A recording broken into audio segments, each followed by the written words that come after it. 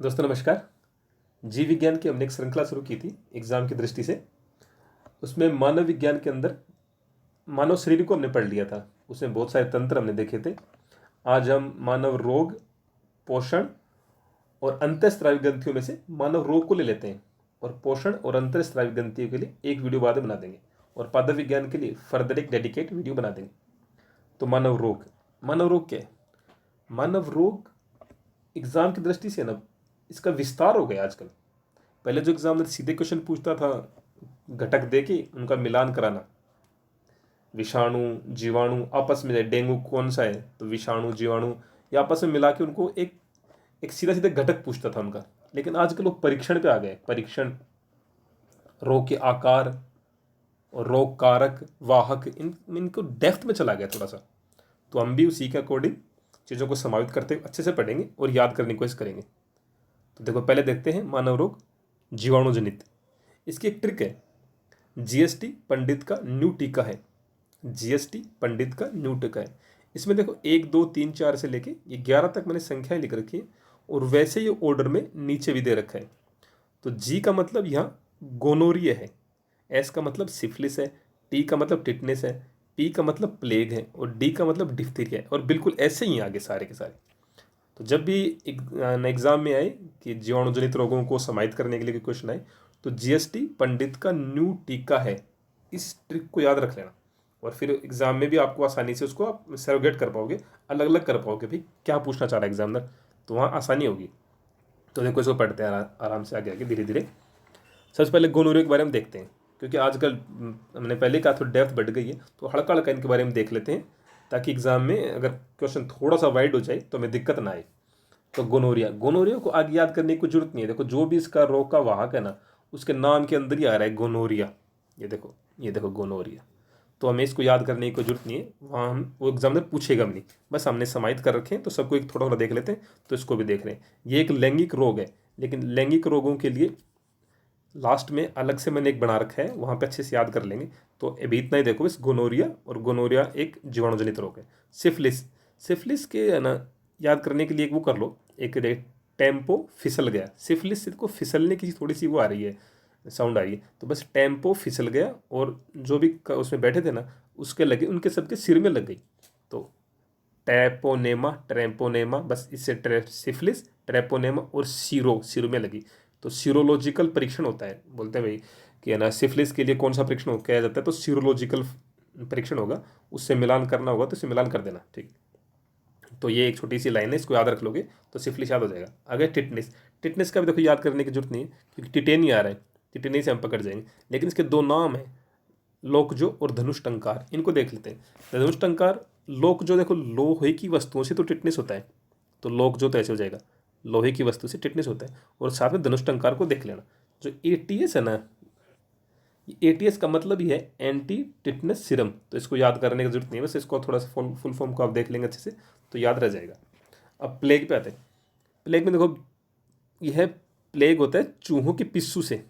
चूहों के पिस्सू, और पिस्सू और पेस्टिस दोनों सेम सेम साउंड कर रहे हैं ना, तो याद हो जाएगा। चूहों के पिस्सू से प्लेग रोग होता है। अब आगे डिप्थीरिया। डिप्थीरिया का देखो, कोरोनोबैक्टीरियम डिप्थीरिया, इस साथ में नाम आ रहा है। इसमें डीपीटी का लगता है टीका, और डीपीटी का टीका 3 रोगों के लिए लिखता है, डिप्थीरिया, पर्टुलिसिस और टिटनेस। पर्टुसिस और टिटनेस। तो इस डीपीटी का भी साथ में देखो, ये डीपीटी, डिप्थीरिया के नाम में तीनों आ रहे हैं डीपीटी। तो डिप्थीरिया, पर्टुसिस और टिटनेस, बस इनको इस नाम के डीपीटी से शुरू में याद रख लेना। और फिर पर्टुसिस और टिटनेस पढ़ेंगे तो उसमें हम आगे फिर दोबारा पढ़ लेंगे इसको। लेकिन डिप्थीरिया, कम से कम ये तो होगा ना भाई, टाइफाइड नहीं है या फिर कुष्ठ रोग नहीं है, डीपीटी, डिप्थीरिया। तो डीपीटी शुरू के 3 अक्षर ही इसके नाम में आ रहे हैं, तो इस तरह से याद हो जाएगा। आगे है टाइफाइड। टाइफाइड का देखो टाइफोसा, तो इसको याद करने की जरूरत नहीं है, वो अपना वहाँ पे जब ऑप्शन आएंगे तो हम आसानी से पहचान लेंगे इसको। इसमें एक परीक्षण होता है, विडाल परीक्षण। बस अभी थोड़ा सा सुन लो, लास्ट में दोबारा देखेंगे अच्छे से तो याद हो जाएंगे।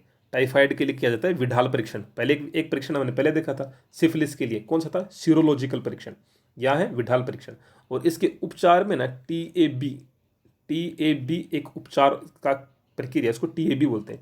इस TAB को भी याद करने की जरूरत नहीं है, क्योंकि इसको देखो T से टाइफाइड, A से होता है typhoid A, para typhoid B, इसकी फुल फॉर्म है typhoid A, para typhoid B। तो इसको भी याद करने की जरूरत नहीं है। टाइफाइड में देखना है तो हमें सिर्फ विडाल परीक्षण अच्छे से देखना है। अभी देखो ये हमने रो किए, इसमें सिफिलिस, सेरोलॉजिकल परीक्षण, और टिटनेस का लोकजो, और बेसिलस का, सॉरी प्लेग का, ये चूहों के पिस्सू से याद हो गया था। ठीक है, अब धीरे धीरे एक दो बार और देखोगे ना तो ये चीज़ें आपके दिमाग में कनेक्ट हो जाएंगी और एग्जाम में आप अपने आप निकल के बाहर आएंगे। अब चलते हैं कुष्ठ रोग।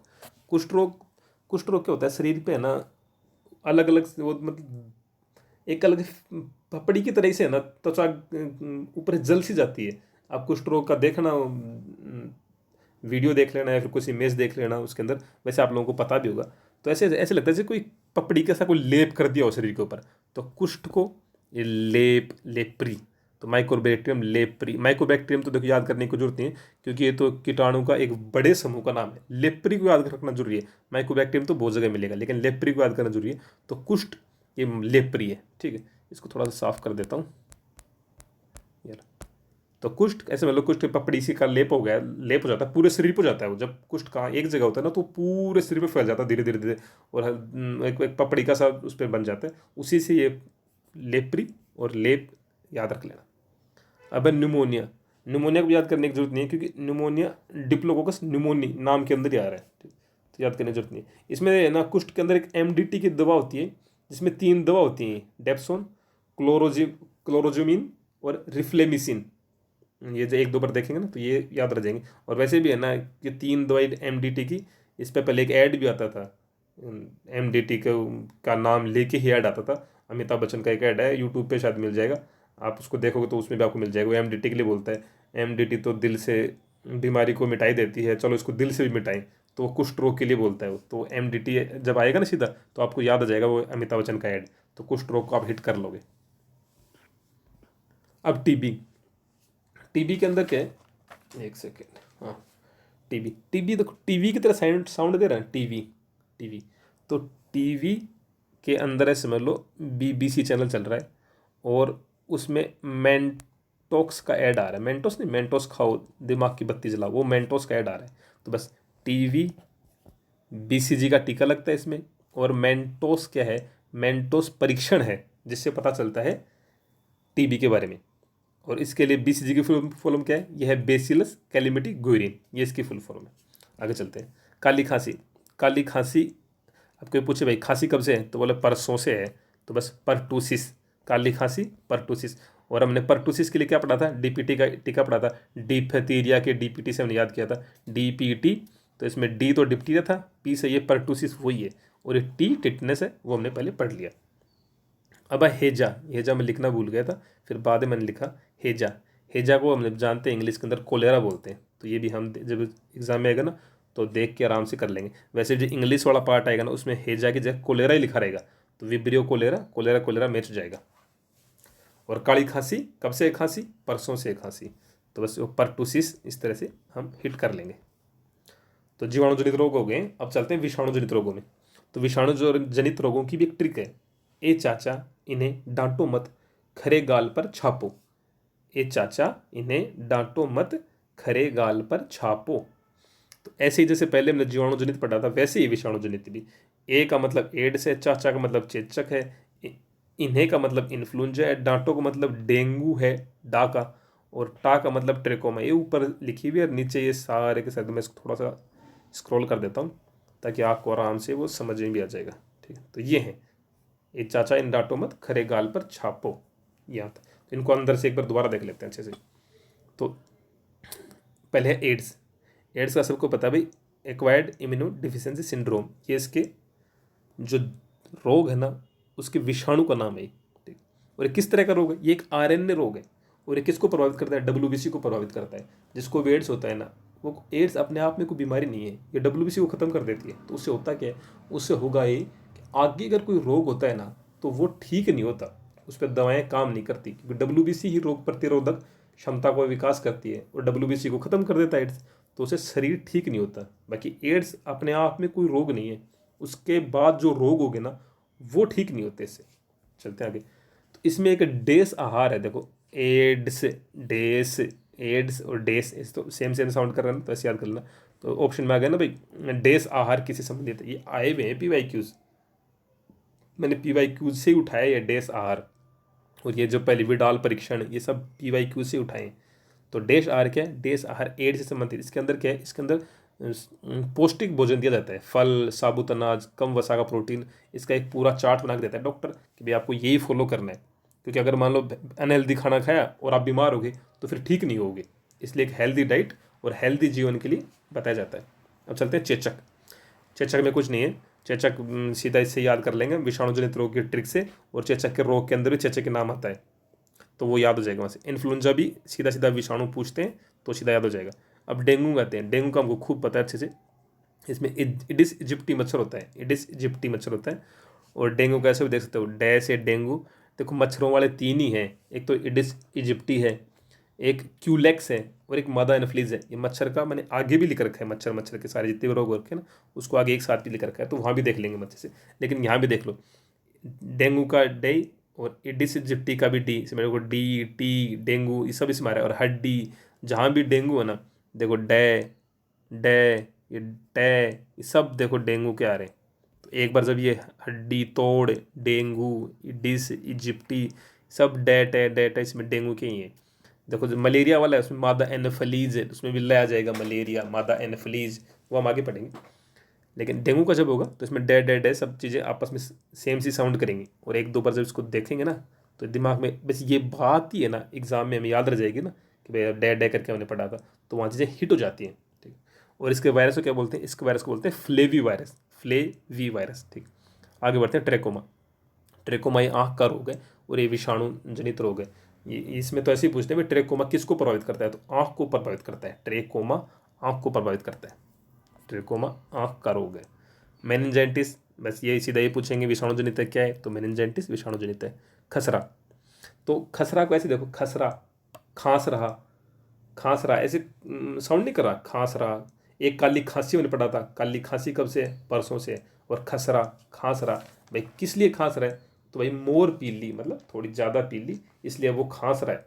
तो ये मोर बिली वायरस, बस खसरा से मोर बिली वायरस हो गया। खांसी से 2 हमने कर लिए थे, एक तो काली खांसी खुद, जब काली खांसी आई तो खांसी कब से, परटूसियस परसों से। दूसरा खसरा खांस रहा, तो ये क्या है, ये क्यों खांस रहा है भाई, इसने मोर पी ली। बस आज ये बात याद रहेंगी ना तो वहाँ एग्जाम में हिट हो जाएंगी चीज़ें। और इसमें एक ग्लोब्यूलिन का टीका लगता है, ग्लोब्यूलिन, इसको याद रखना, ग्लोब्यूलिन का टीका लगता है खसरा में। वैसे भी देखो ये बली, और यहाँ देखो ब्लू, थोड़ा थोड़ा देखो बैली, ये देखो इसको बिल्ली भी इसको भी कर सकते हो आप, ग्लोबिलिन ऐसे कर लो, ऐसे याद रख लो, ग्लोबिलिन, वहाँ जाके आपको याद आ जाएगा भाई, मोर बिल्ली, मोर पीली, ग्लोबिली, खसरा, वहाँ या वहाँ पे हिट हो जाएंगी चीज़ें। रेबीज, रेबीज का टीका का खोज लुई पास्चर ने की थी, और इसको कहते हैं हाइड्रोफोबिया भी कहते हैं इसे, क्योंकि जिसको रेबीज होता है ना उसको पानी से डर लगता है, और हाइड्रो का मतलब पानी होता है। अब दूसरा है गलसुआ, तो गला, और ये है मम्पस वायरस, तो इसको ऐसे याद कर लो भाई, सबसे ज़्यादा गला लगने का मल किससे करता है, जब दुख होता है तो मोम के पास जाने का दिल करता है, तो गलसुआ मोम के पास जाने का दिल करता है, ऐसे याद हो जाएगा। और इसमें टेरामाइसिन का इंजेक्शन लगता है, टेरामाइसिन। आगे चलते हैं, पोलियो। पोलियो में देखो, इसे पोलियो में देखो 2 तरह की है ना वैक्सीन लगती है। ये जो अल्बर्ट सेबीन जो वैक्सीन, ये मतलब ये व्यक्ति का नाम है, इसने जो वैक्सीन बनाई थी ना वो मुख से ली जाती है, बचपन में खूब ली होगी, अगर आप 90s के किड हैं तो बचपन में ली होगी खूब। और जॉन सॉल्क का ना, इसने टीका बनाया था, सॉल्क वैक्सीन उसी के नाम से पड़ी है, जॉन सॉल्क। ये कभी पूछते हैं। और देखो ऐसे भी याद हो जाएगा भाई, पोलियो की हमको ये तो पता ही है कि मुख से लेने वाली एक दवा है पोलियो की, खूब ली हुई है। तो देखो इसमें यही ऐसे भी याद रखते हैं कि, एक सेकेंड, उसमें 2 नाम आ जाएंगे, जॉन सॉल्क से बीन, तो देखो बीन याद आ गए, बीन, जो बीन एक वो होता है वाद्य यंत्र जिसको मुख से बजाते हैं, बस उसी से बीन याद रह जाएगा, ये बीन मुख से बजती है। ठीक है। अब पीलिया, पीलिया जॉन्डिस और हेपेटाइटिस, ये पीलिया के 2 नाम है। पीलिया जिसमें शरीर का रंग थोड़ा थोड़ा पीला हो जाता है, उसमें क्या होता है, जो अपनी यकृत ग्रंथि है, जो हमने पहले वाले चैप्टर में पढ़ी थी, पहले वाले पार्ट में पढ़ी थी, यकृत ग्रंथि के नीचे एक पित्ताशय की थैली होती है, उसमें पित्त होता है, पित्त। पित्त में जो बिलीरुबिन होता है ना, वो खून के अंदर बढ़ने लग जाता है। उसे होता क्या है, उसे शरीर पीला पीला दिखाई देता है, शरीर पीला पीला दिखाई देने लगता है, उसी को बोलते हैं पीलिया रोग। और इंग्लिश में इसके दो नाम और हेपेटाइटिस और जॉन्डिस, हेपेटाइटिस और जॉन्डिस। और पित्त ज्वर किसको बोलते हैं? पित्त ज्वर एक येलो फीवर है, वो मच्छर से होता है। दोनों पीलिया और पित्त ज्वर दोनों अलग अलग हैं, और एग्जाम में इनको मिक्स करके पूछ लेता है कई बार। ये एक पीवाई क्यों पूछा हुआ था, तभी मैंने इसको यहाँ लिया। इसको येलो फीवर बोलते हैं, और ये मच्छर से होता है। लेकिन वो पीलिया है ना, ये मच्छर से नहीं होता, पीलिया मच्छर से नहीं होता। पीलिया होता है संक्रमित मलजल, मतलब संक्रमित को जल है ना, जैसे वो अगर भोजन किसी पर संपर्क में आ जाएगा ना, तो हो जाएगा पीलिया। तो पीलिया और पित्त ज्वर दोनों अलग अलग है, इनको अलग अलग ही देख के रखना। अब है प्रोटोजोआ जनित रोग। तो प्रोटोजोआ जनित रोग में क्या है, इसकी भी एक ट्रिक है। पापा काम पर सोते हैं, पापा काम पर सोते हैं। तो पापा काम पर सोते हैं, इससे देखो ये रोग बन रहे हैं, ये वाले ये रोग बन गए। पापा से पेचिस, पा से दूसरा, पा से पायरिया, काम से कालाजार, मैं से मलेरिया, और सोने से निद्रा रोग। ये बन गए इसके ट्रिक वाला। तो 3-4 ट्रिक है, ये 3 ट्रिक हुई अब तक। ये एक दो बार इनको बार बार रिवाइज करोगे तो याद आ जाएंगी, और फिर एग्जाम में हिट कर जाती हैं चीज़ें। तो प्रोटोजोआ को पढ़ते हैं। पेचिस, पेचिस में देखो पेच, पेच है ना, हम सब स्टूडेंट ही हैं, और स्टूडेंट के जीवन में पेज तो खूब हैं, जैसे किताबों में पेज लगते हैं। तो अपनी कौन सी किताब के पेज लग रहा है, तो समझ लो हिस्ट्री किताब के पेज लग रहा है। तो स्टोलिका, एंटामीबा तो इसमें भी है, देखो एंटामीबा, इसकी कोई दिक्कत नहीं। ये हिस्टोलिटिका, ये याद रहना चाहिए। तो पेज पेज किस में लग रहा है, हिस्ट्री की बुक पे लग रहा है। अब है पायरिया, पायरिया को है, हम सब पाने के लिए तो कुछ ना कुछ पाने के लिए तो कोशिश कर रहे हैं। तो पाने के लिए हमने क्या, हमने जी जान से कोशिश कर रहे हैं। तो पायरिया, जी वैलिस, जी वैलिस, जी पूरा जी जान लगा रखा है पाने के लिए। तो इस तरह से याद हो जाएगा। अब काला जार, ये तो कोई जार है, और ये देखो डोना है, डोंगा देखा है ना। इसका मैंने एक वो भी फोटो भी खींची थी, ये देखता हूँ, एक मिनट। ये तो ये देखो, ये तो है जार, और ये है डोना। ये जार है, ये डोना। और ये दोनों ही क्या है, ये दोनों ही रसोई में काम लिए जाने वाले, रसोई में इनका काम होता है खूब, आपको खूब पता है। तो जार देखो, काला जार और डोनो, डोना, तो दोनों आपस में याद हो जाएंगे, काला जार और डोनो वानी, ये इसका रोग वाहक है। अब मलेरिया को देखो, मलेरिया का सबको पता है, प्लाज्मोडियम से होता है, और मादा एनोफिलीज मच्छर के काटने से होता है। ये दोनों अलग अलग चीज़ें हैं। मादा एनोफिलीज मच्छर है, प्लाज्मोडियम वो प्रोटोजोआ है जिसका वाहक मादा एनोफिलीज मच्छर है, ठीक है। लेकिन एक क्वेश्चन ही देखो, आरएस के अंदर 2021 और 2023 दो लगातार पेपरों के अंदर ये आया था, दुर्दम मलेरिया क्या होता है, दुर्दम मलेरिया। तो ये प्लाज्मोडियम तो पता है, मलेरिया का पार्ट है, ये देखो यहाँ से आ जाएगा। तो हमें याद रखना है ये नीचे वाला फैलसी पेरम याद रखना है, फैलसी पेरम। फैलसी पेरम कैसे याद रखें भाई, दम किस में निकलता है, दम निकल गया, फैल हो गई, ऐसे थोड़ा सा याद कर वहाँ आ जाता है। फैल्सीपेरम दो लगातार सालों में पूछा गया, दुर्दम मलेरिया, फैल्सीपेरम, दुर्दम फैल्सीपेरम। अब निंद्रा रोग, निंद्रा रोग तो देखो, ट्रिप पे ना सोना, भाई ट्रिप पे जाओ ना तो सोना नहीं है, तो निंद्रा रोग। ट्रिप पे ना, गाड़ी चला रहे हैं, ट्रिप पे जा रहे हैं, और वहाँ अगर ट्रिप पे जाते वक्त सो गए तो पता ही दुर्घटना हो जाएगी। तो निंद्रा रोग, ट्रिप पे ना सोना, ट्रिप पे नो सोमा, ये है इसका। अब आते हैं फफूंद जनित रोग में। इसमें है, इसकी ट्रिक है, गंजा दामाद खाए फ्रूट, गंजा दामाद खाए फ्रूट। और ये यहाँ तक देखो, ये सब है, गंजा दामाद खाए फ्रूट, और ये सब रोग है उसके, ठीक। तो सबसे पहले गंजापन, इसको ऐसे कर लेते हैं, गंजापन। देखो गंजा कोई होगा ना, तो उसको क्या पहननी पड़ेगी, कैप पहननी पड़ेगी, बस यहीं से अपना काम चल जाएगा। कैपिटिस, टीनिया कैपिटिस, कैप पहननी पड़ेगी। दूसरा दाद, तो उसको दादा कर लो ना, दादा। तो दादा में अब भाई, दादा फाइट करने की ट्राई मत करना, क्योंकि वो उम्र नहीं रही है।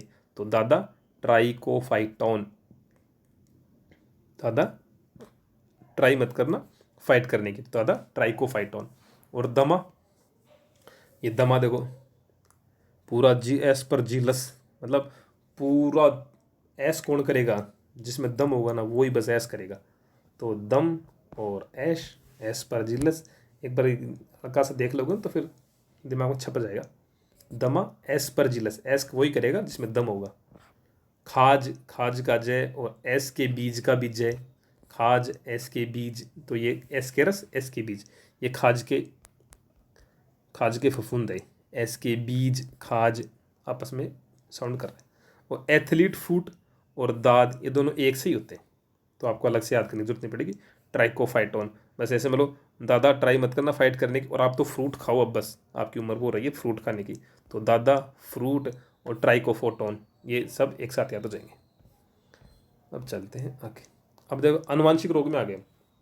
अनुवांशिक रोग में क्या है, ये वर्णांधता, हीमोफीलिया, टर्न, इसकी कोई ट्रिक नहीं है क्योंकि ट्रिक की जरूरत भी नहीं पड़ती। इसे मैक्सिमम सिंड्रोम ही आता है, सिंड्रोम सिंड्रोम सिंड्रोम, ये देखो सिंड्रोम, ये सिंड्रोम, ये सिंड्रोम, सब में सिंड्रोम आता है। एक आधे कोई है वो हम अच्छे से देख लेंगे, बाकी इन्हें सब में सिंड्रोम सिंड्रोम नाम हावी रहता है, तो ट्रिक की जरूरत नहीं है इसमें। तो वर्णांधता क्या, वो आपको पता ही है, आपको कलर ब्लाइंडनेस तो होता है ना, जिसमें लाल और हरा उन रंगों में अंतर नहीं देख पाते, वो होता है वर्णांधता। ये आँखों की जो शंकु कोशिकाएं होती है ना, उनमें डिफेक्ट के कारण ये रोग उत्पन्न होता है, और ये एक आनुवांशिक रोग है। अगर एक क्वेश्चन ये भी आया था कि अगर किसी महिला को आनुवांशिक रोग है तो उसके किसी महिला को वर्णांधता है तो उसके पुत्रों में आनुवांशिक रोग के रूप में वर्णांधता होने की कितने प्रतिशत संभावना है, तो उसका उत्तर है 100%। अगर किसी की माँ को वर्णांधता है या फिर कलर ब्लाइंडनेस है तो उसके बेटे में वो आएगा ही आएगा, 100% संभावना है। ये क्वेश्चन भी आया है पिछली बार। यह है हीमोफीलिया। हीमोफीलिया के अंदर रक्त का थक्का नहीं जमता, अगर कट गया ना तो खून लगातार बहते रहता है, और ये भी अनुवांशिक रोग है, पीढ़ी दर पीढ़ी ट्रांसफर होता है। अब है टर्नर सिंड्रोम।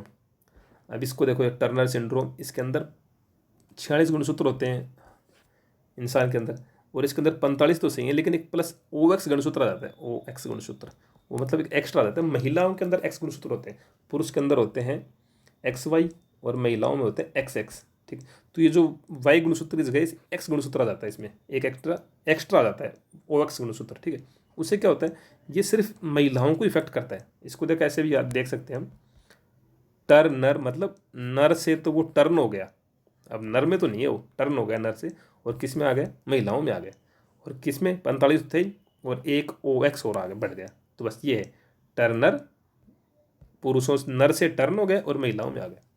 अब ये देखो, ये 1 मिनट की हटा लेता हूँ यार, सॉरी।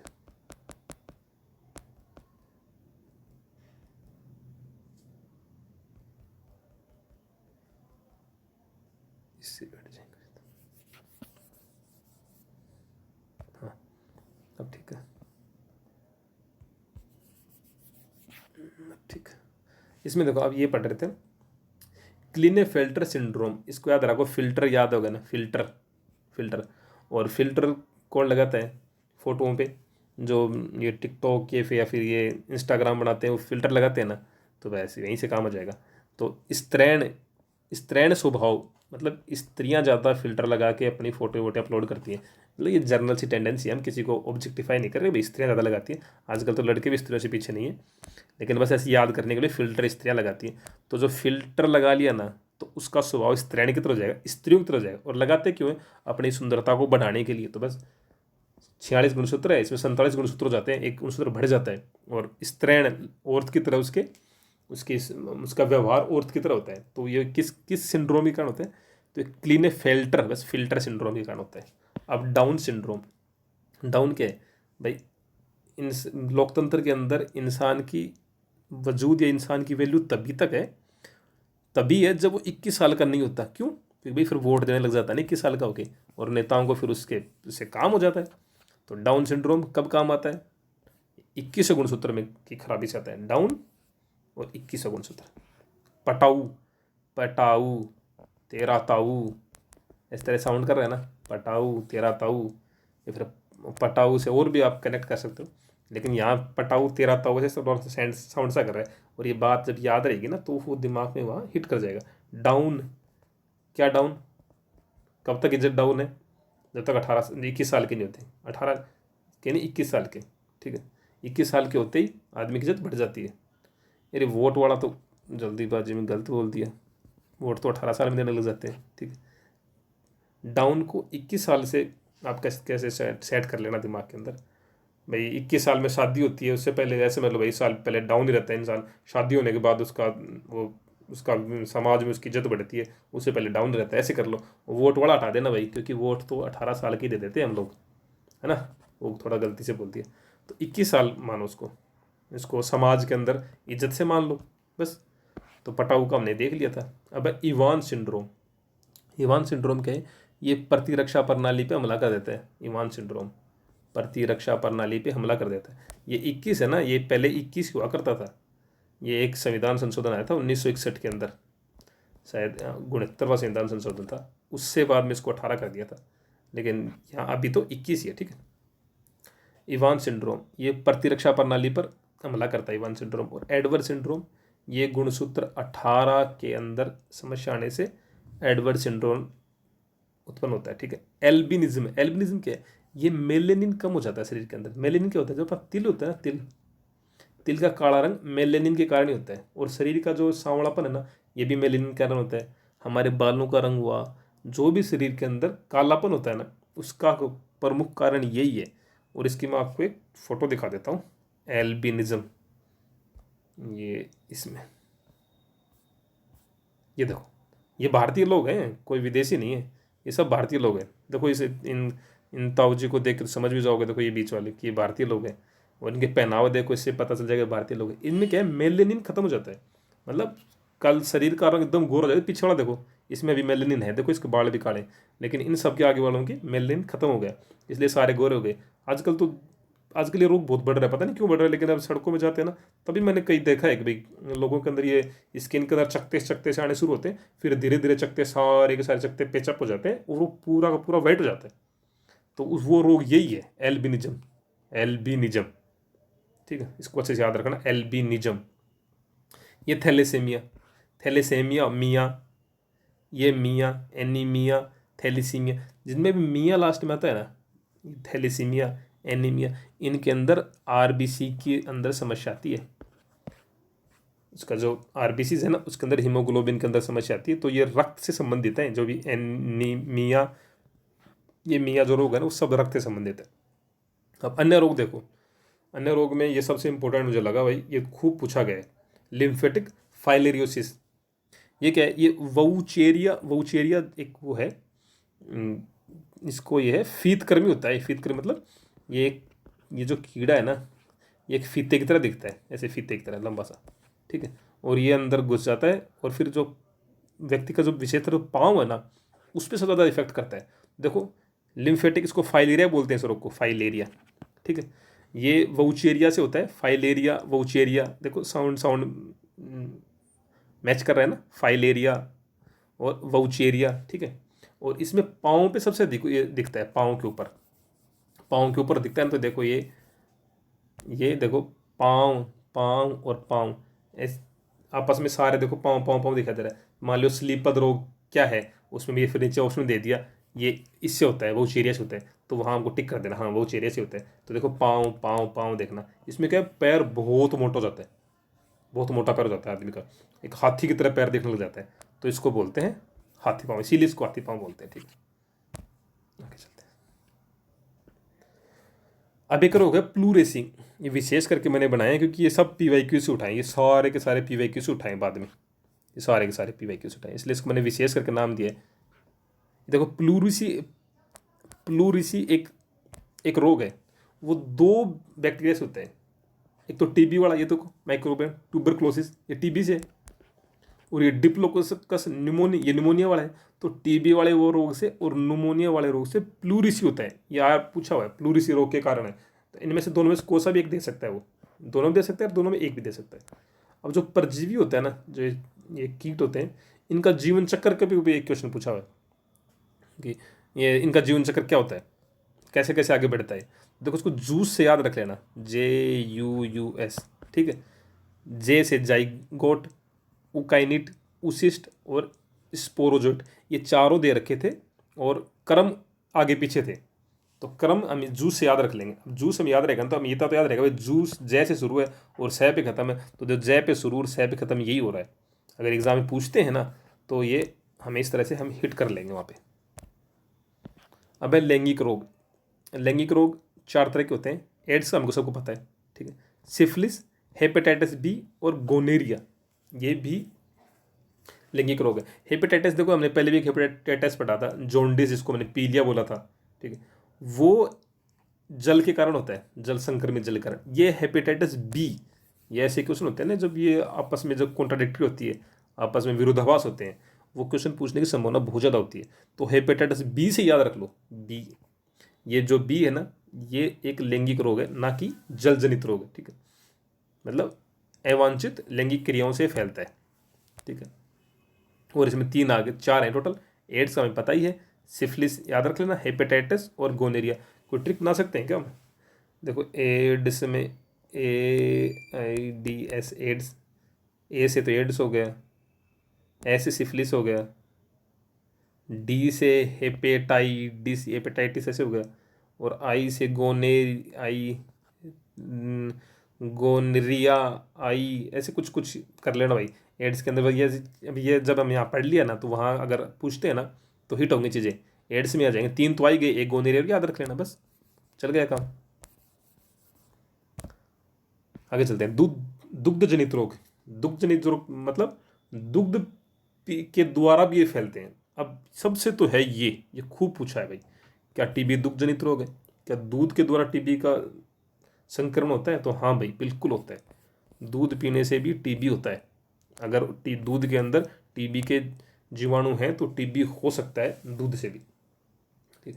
और इसके लिए एक देखो ये है टाबरिया, टाबरिया, टाबरिया। ये दूध किससे होता है? ये बच्चों को तो होता है, तो टाबरिया से इसको याद कर सकते हैं।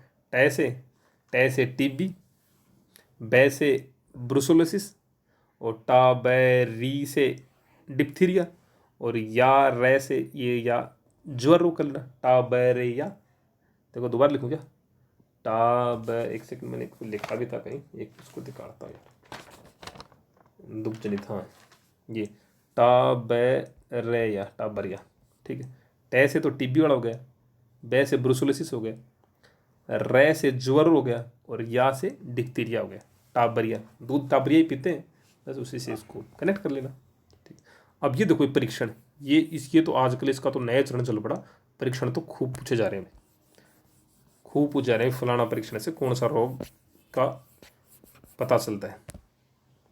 तो विडाल सबसे तो यही है, विडाल परीक्षण ये है। ये सॉरी डिप्थीरिया गलत लिख दिया, विडाल है टाइफाइड, इसको थोड़ा सा देख लेना भैया, गलती से लिखा गया है। तो विडाल परीक्षण टाइफाइड होता है, टाइफाइड। विडाल परीक्षण ऐसे करो, डेबी है, विडाल याद रखना, विडाल टाइफाइड है। सीरोलॉजिकल ये मैंने पढ़ाई था, सिफिलिस, वो फिसल गया था टेम्पो, सिफिलिस। तो सिफिलिस से तो फिसलने की साउंड आ रही है ना, और फिसलते हमारे दिमाग में जाए क्या फिसला? टेम्पो फिसला, फिर उनके सिर में लग गई, तो सीरोलॉजिकल परीक्षण होता है।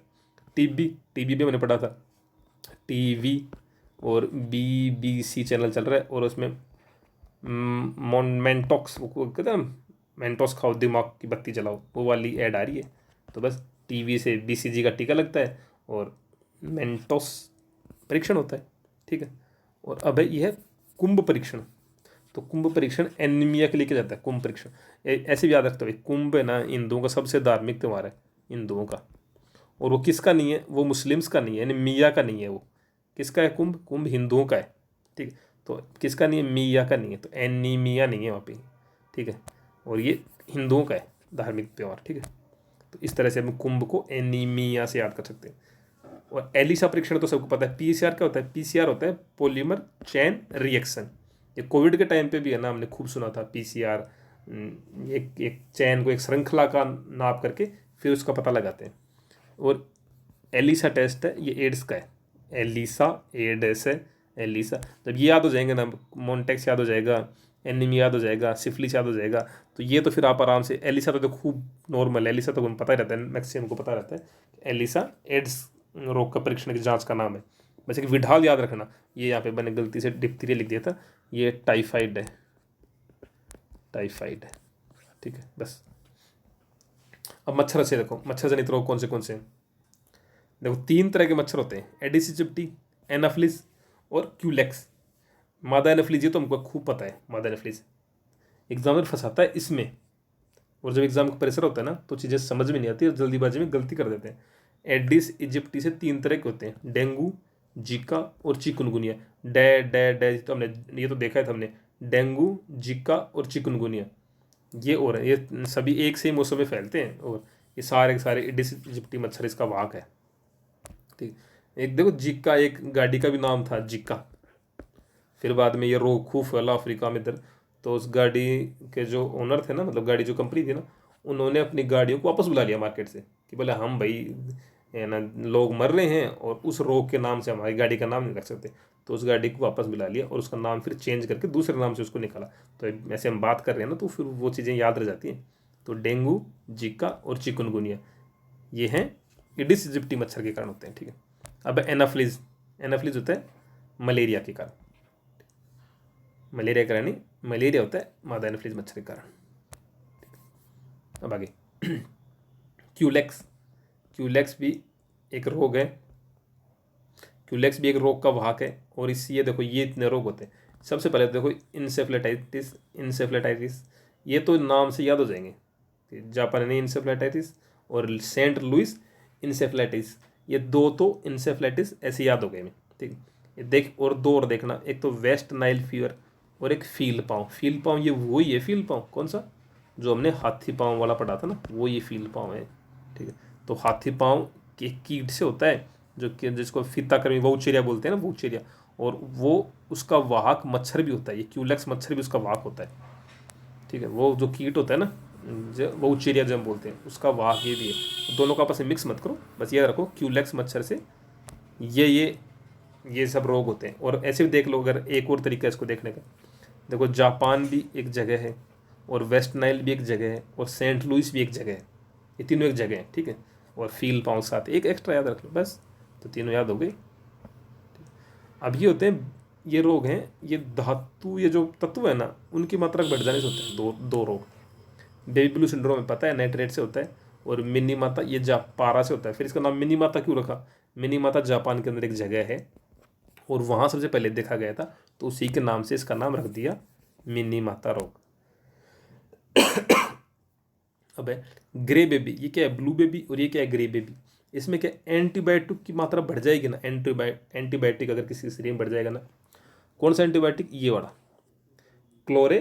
क्लोरेमफेनिकोल, क्लोरेमफेनिकोल ये वाला जब शरीर के अंदर बढ़ जाएगा ना तब बेबी ग्रे हो जाएगा। ठीक है, और वैसे एंटीबायोटिक्स है ना, एंटीबायोटिक्स ज़्यादा लेने नहीं चाहिए ऐसी बताऊँ तो, क्योंकि ये है ना अगर आप आज के टाइम में एंटीबायोटिक्स ज़्यादा ले रहे हो ना तो जब ज़रूरत पड़ेगी ना तब वो शरीर पे काम नहीं करेंगे, वो एक रेजिस्टेंस अपने शरीर के अंदर डेवलप कर लेंगे।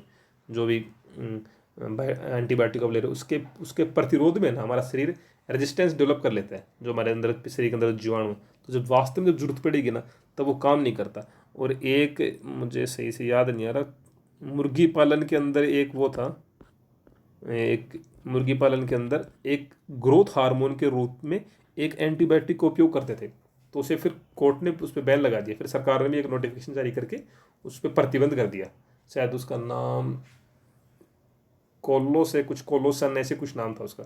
तो वो भी देखो इसीलिए क्या था भाई कि जो मांसाहारी लोग हैं, जो मांस खाते हैं, तो उनके शरीर के अंदर डायरेक्ट पहुंच रहा था वो, और जब उनको जरूरत थी ना रियल में उनके बीमार होते थे तो उनके ऊपर फिर वो एंटीबायोटिक काम ही नहीं करता था। तो फिर सरकार ने उसको बैन किया और कोर्ट ने पहले ऑर्डर दिया, फिर सरकार ने उसको बैन कर दिया। तो ये देखो इस तरह के रोग हो जाते हैं फिर उससे। ठीक है, अब है स्व प्रतिरक्षित रोग। स्व प्रतिरक्षित रोग क्या होता है, ये होता है अपने ही शरीर पे अपना ही शरीर हमला कर देते हैं। मतलब शरीर को लगता है कि यहाँ पे है ना बढ़ रही है क्या, यहाँ पे समस्याएं बढ़ रही हैं, और वो अपने ही शरीर पे हमला कर देगा। मतलब जो प्रतिरक्षा प्रणाली है ना जो हमारे शरीर को बचाने के लिए होती है वो हमारे शरीर पे हमला कर देगी। तो देखो रूम, और एक एक रूम में जो रहेगा ना, अकेला रूम के अंदर अंदर रहेगा तो उस पर तो खुद ही वो अपने आप पे हमला करना शुरू कर देता है। तो देखो सीलिएक रूम और रूमेटाइड आर्थराइटिस, ऐसे इसको थोड़ा सा कनेक्ट कर लो दिमाग के अंदर कि रूमेटाइड आर्थराइटिस और सीलिएक रोग, अकेला रूम में रहेगा तो खुद पे हमला कर देगा। इस तरह से याद हो जाता है। अभी देखो रोग कारक, हमने पहले बात की थी, रोग के आकार पूछ लेते हैं आजकल, हमने शुरू शुरू में इसके बारे में बात भी की थी। जो कोरोना होता है ना ताज के आकार का होता है, क्योंकि उसका वो जो विषाणु है उसका इस तरह से उसका आकार है। तो ऐसे दूर से ऐसे जब उसको देखते हैं ना माइक्रोस्कोपी से, तो ऐसे लगता है कोई ताज है। तो उसको नाम पे जब आप खूब न्यूज़ सुनेंगे, आज तक वालों ने खूब बताया था कोरोना के टाइम पे, तो वहाँ से भी आपको याद आ रहा होगा। अब आगे चलते हैं, इसको बाद देखते हैं, इसको देखते हैं पहले। कोकाई, देखो कोका शुरू का देखो साउंड, कोका। कोका क्या होता है, नाक की बाड़ी को कोका बोलते हैं, और वो कैसी होती है, गोल होती है, गोलाकार, नाक का गोलाकार कोका। तो कोका, कोकाई जीवाणु होते हैं ना, उसका आकार गोलाकार होता है। ये देखो बेसिलाई जीवाणु, बेसिलाई देखो, सिलाई, सिलाई मतलब सिलाई। तो आजकल बरसात का टाइम है, रोड का काम चल रहा है, रोड का काम तो होता नहीं, तो आते हैं म्यूनसिपैलिटी वाले, नगर पालिका वाले, और उसकी बस रोड पे पेचअप कर जाते हैं, सिलाई कर जाते हैं उसकी। तो सिलाई और रोड, ठीक है। ये देखो स्पायरलिज्म, स्पायरियल, ये स्पायरल ही होता है, इसके नाम से ही इसका उद्भव हो गया, तो हमको इसको अलग से कोई मेहनत करने की जरूरत है नहीं। और ये विब्रियो देखो, इसको एक याद रखना, ये अल्पविराम इसके जैसा होता है। अल्पविराम किसको बोलते हैं, जो कोमा होता है ना, कोमा, उसको अल्पविराम बोलते हैं। तो विब्रियो ये अल्पविराम की तरह दिखता है, ठीक है। अब ग्लूटेन आर क्या होता है, ये तो यहाँ पे मैंने, हाँ, ये सिलिसिलिक रोग होता है ना, ये वाला ही, जो एक स्वयं प्रतिरक्षित रोग है, अपनी ही प्रतिरक्षा पे हमला कर देता है, इसलिए सिलिएक रोग। ये ग्लूटीन मुक्त रोग होता है। इसमें होता है क्या है, जो शरीर होता है ना, शरीर के अंदर ग्लूटीन किस में होता है, गेहूं के अंदर ग्लूटीन होता है, गेहूं के अंदर जो अनाज को आपस में चिपका के रखता है, वो ग्लूटीन होता है। तो वो ग्लूटीन के प्रति रेजिस्टेंस हमारा शरीर क्रिएट करता है। अगर ग्लूटीन का कोई, अगर सिलिसिक रोग से कोई प्रभावित है, सिलिसिक नहीं सॉरी, सिलिसिक रोग तो फेफड़ों का रोग है, जो फेफड़ों के अंदर वो चला जाता है ना, जो ये पत्थरा काम करते हैं, और उसका जो, उसके जो पार्टिकल्स शरीर के अंदर चले जाते हैं ना, तो फेफड़े कठोर हो जाते हैं, उसको बोलते हैं सिलिसिक रोग। यह है सिलिएक रोग, एक है, अगर ऑप्शन में दोनों जाए ना तो देख, एक वाला ध्यान रखना, एक। ये है ग्लूटीन मुक्त आहार। इसमें क्या है, ग्लूटीन मुक्त आहार देंगे, मतलब चावल खाओ, या फिर कोई मोटे अनाज है ना, बाजरा खाओ, वो खाता है आदमी जिंदगी भर, और गेहूं नहीं खाता, क्योंकि गेहूं के अंदर ग्लूटीन होता है, और ग्लूटीन से फिर उसको पेट के अंदर समस्याएं आने लग जाती है। तो ये आज का अपना हो गया रोग। इसमें हमने रोगों के प्रकार भी देखे हैं, और अच्छे से इसको याद भी करने की कोशिश की है। मेरे को लगता है आपको अच्छा लगा होगा। धन्यवाद।